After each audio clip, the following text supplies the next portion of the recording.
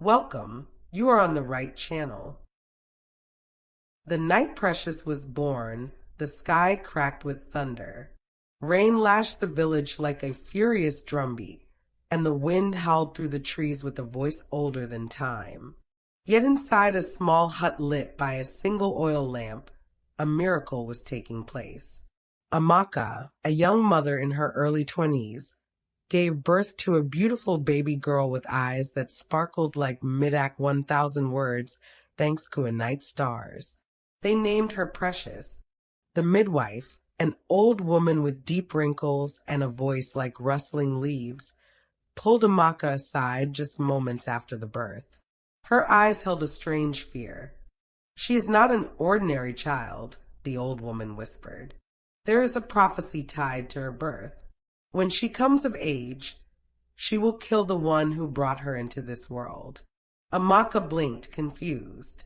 "What nonsense is that?" "She was born under the serpent's moon," the woman said gravely. "It only rises once every 70 years. And when it does, it chooses a soul to bear its mark." Amaka's heart pounded, but she laughed it off. "You are tired, Mama. You've delivered too many children tonight. Let me feed my child." Still, the words lingered. In the weeks that followed, Amaka began to notice strange things. Every night after she rocked Precious to sleep, she would wake in the middle of the night to find herself in a deep, paralyzing sleep, unable to move. And there, curled at the foot of the bed or beside her pillow, would be a strange shimmer on the sheets, like the skin of a serpent. Yet when she blinked, it would vanish. Sometimes, Precious would giggle and slither over Amaka's body in her sleep, not crawling like other babies, but winding herself as though her bones were water. "She just loves her mother," Amaka would whisper to herself, even as a cold shiver danced down her spine. As the years passed, Precious grew into a stunning little girl, quiet, intelligent, and with an uncanny grace. She rarely spoke more than necessary, and her presence calmed even the wildest dogs. But there were times when Amaka would catch her daughter staring blankly into space, her eyes gleaming like polished emeralds. Sometimes Amaka would find shed skin near the bed, long, translucent, and shaped like a serpent's. She tried to burn it once. It wouldn't catch fire. Neighbors began to talk. Some whispered that Amaka's child had the mark. Others kept their children away. Still, Amaka refused to believe the prophecy. She loved Precious with every fiber of her being. To accept that one day the sweet child would kill her? Impossible. Then came the night of the dream. Amaka found herself standing in a dark forest, and in front of her was a tree with blood-red leaves. A voice, neither male nor female, spoke to her from the shadows. "If you do not act, you will be the cause of your own end. The child must be taken to the sacred bush before her 13th birthday. There, her true form will be revealed." She woke sweating, clutching her chest. 3 days later, the village priestess came to her door. "You've been warned already," the old woman said without greeting. "You must take her to the thick bush on the edge of the village. Do not speak. Do not cry. Watch and wait." Amaka hesitated. "She's my daughter." "She is more than that." Amaka's heart cracked in two. The morning of the journey was cloaked in a thick fog. The air was still, as if the entire village held its breath. Amaka wrapped Precious in her warmest cloth and packed a small basket with food and water, though she didn't know why. Her hands trembled as she worked. "Where are we going, Mama?" Precious asked with her usual calm voice. "Just for a walk," Amaka replied, forcing a smile. But Precious stared at her mother for a long time, as if reading something behind her eyes. They walked in silence, hand in hand, down the winding red earth path that led to the forbidden forest. It was a place no one entered unless led by the spirits. The trees there stood tall like ancient watchers, their roots twisting above the earth like serpents. When they reached the heart of the forest, Amaka felt her legs weaken. The spot was marked by a ring of black stones, and in the center stood a massive tree with white bark, slick as bone. She led Precious into the circle. "Sit here, my child," Amaka said softly. Precious obeyed, her eyes never leaving her mother's face.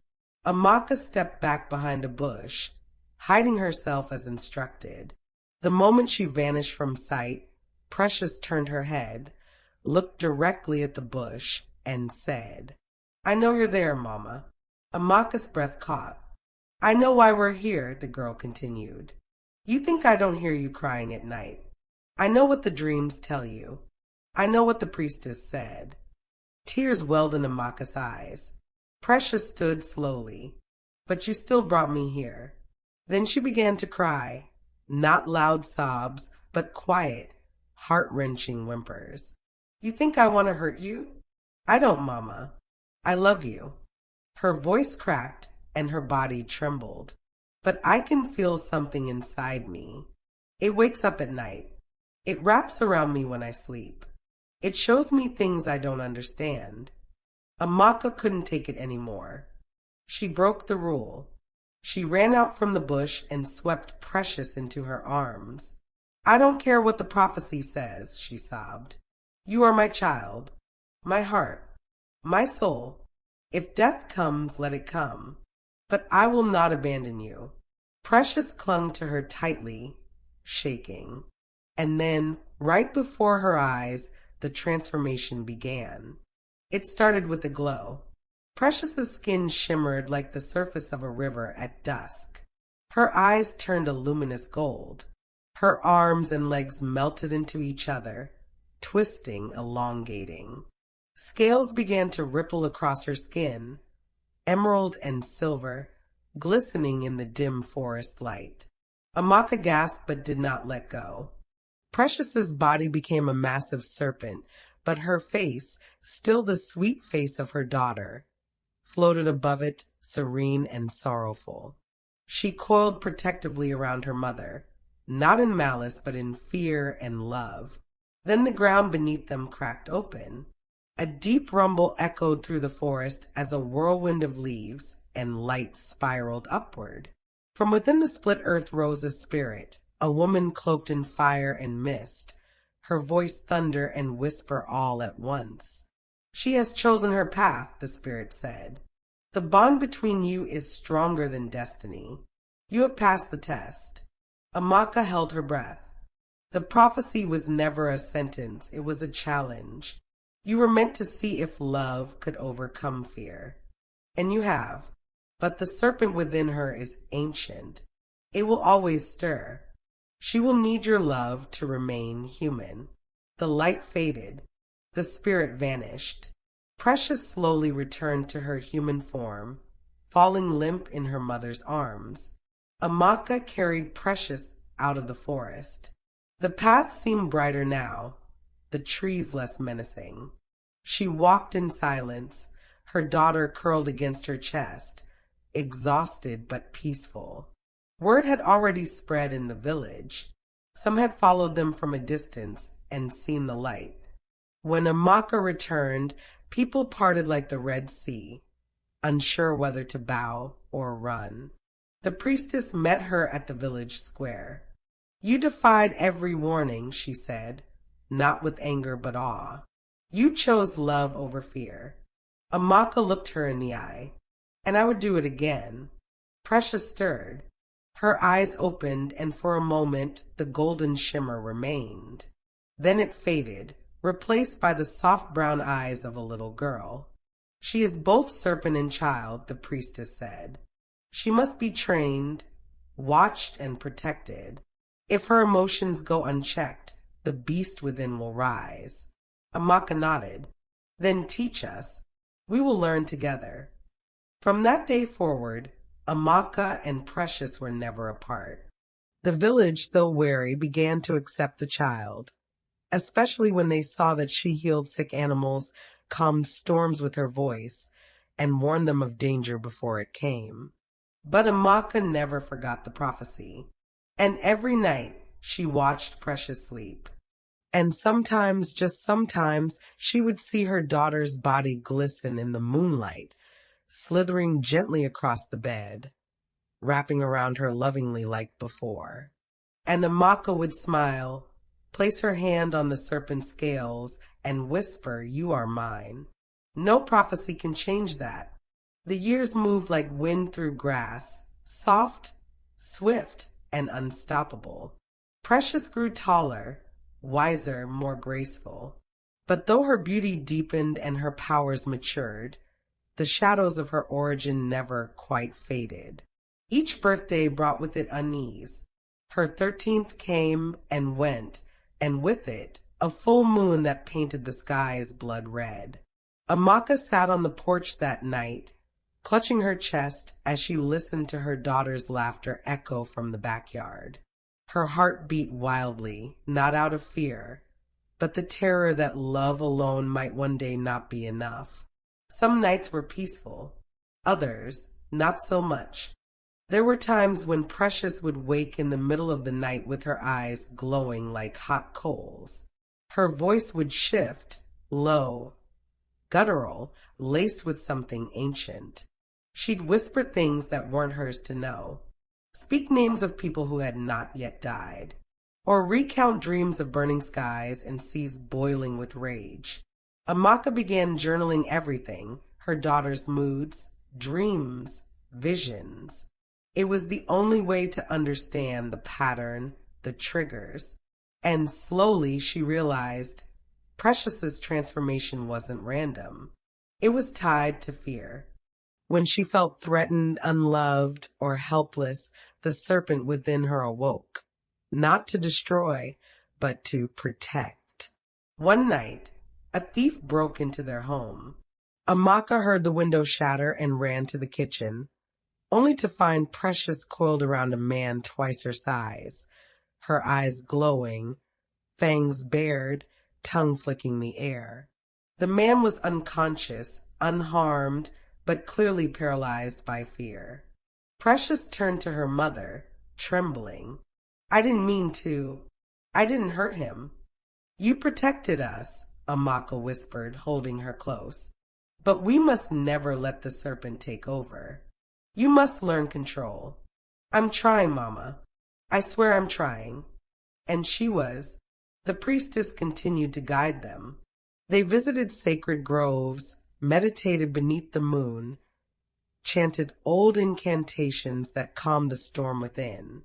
And though every day was a balancing act between girl and beast, love and fear, light and darkness, Amaka never let go. Until the day Precious vanished. She had gone to the river to fetch water and never returned. At first, the village searched. The hunters swept the woods, calling her name. The priestess cast her bones, but saw nothing. Silence echoed in every corner of the forest. Amaka didn't sleep, didn't eat. For 3 days, she sat by the river, whispering prayers into the wind. Then, just before dawn on the 4th day, she heard a hiss. From the mist emerged a serpent longer than any she had ever seen, scales glowing like fire opals. It slithered silently toward her and stopped just a few feet away. Amaka stood, tears rolling freely. "Precious." The serpent blinked, and then it transformed. Before her stood her daughter, thinner, paler, but alive.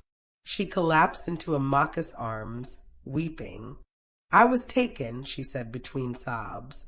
"There are others like me in the deep. They wanted me to forget who I was. They told me I didn't belong among humans, that I was meant to rule, not hide." Amaka cradled her, rocking gently. "What did you choose?" Precious looked up. "I chose you." They returned home, but the encounter had changed something in Precious.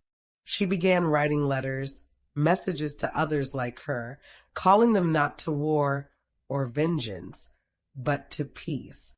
At 16, She stood before the village council and spoke openly for the first time about her curse and her journey, about how love had tethered her to humanity, how her mother's refusal to abandon her had saved more than just one soul.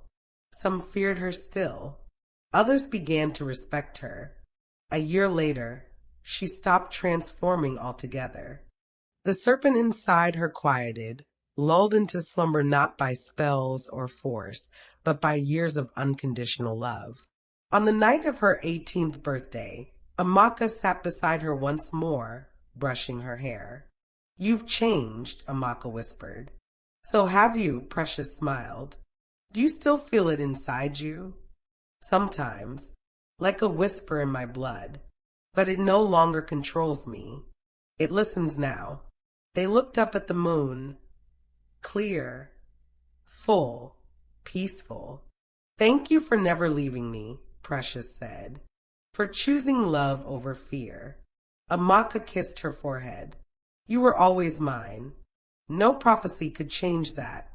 And as they held each other beneath the star-filled sky, one truth shimmered brighter than any curse. Destiny may shape us, but love defines us.